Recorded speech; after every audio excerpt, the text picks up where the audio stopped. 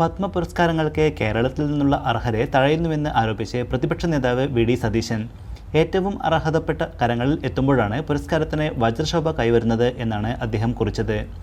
ചിരഞ്ജീവിക്ക് പത്മവിഭൂഷൺ കിട്ടിയെന്ന് കേട്ടപ്പോൾ ഓർത്തത് മമ്മൂട്ടിയെക്കുറിച്ചാണ്.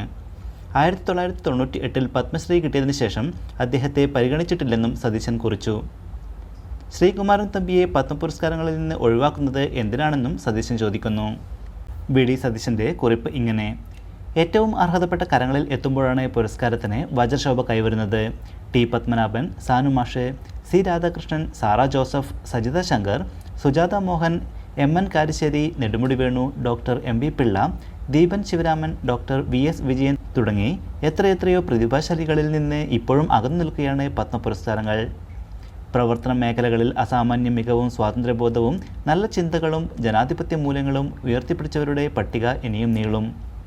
ചിരഞ്ജീവിക്ക് പത്മവിഭൂഷൺ, മിഥുൻ ചക്രവർത്തിക്ക് പത്മഭൂഷൺ എന്ന വാർത്ത കഴിഞ്ഞ ദിവസം പത്രങ്ങളിൽ വായിച്ചപ്പോൾ ആദ്യം ഓർത്തത് മമ്മൂട്ടിയെക്കുറിച്ചാണ്. 1998 പത്മശ്രീ കിട്ടിയതാണ് മമ്മൂട്ടിക്ക്. 1/4 നൂറ്റാണ്ടിനിപ്പുറവും അവിടെ തന്നെ നിൽക്കുകയാണ് മമ്മൂട്ടി. അദ്ദേഹത്തിൻ്റെ സിനിമാ ജീവിതത്തെയോ അഭിനയ തികവിനെയോ ഞാൻ വിസ്തരിക്കേണ്ടതില്ല.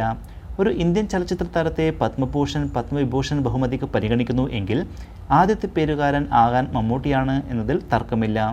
പി. ഭാസ്കരൻ മാഷിൻ്റെയും ONV.യുടെയും സമകാലികനാണ് ശ്രീകുമാരൻ തമ്പി. പത്മ പുരസ്കാരത്തിന് എന്നേ അർഹൻ. എന്താണ് പുരസ്കാര പട്ടികയിൽ ആ പേരില്ലാത്തത്?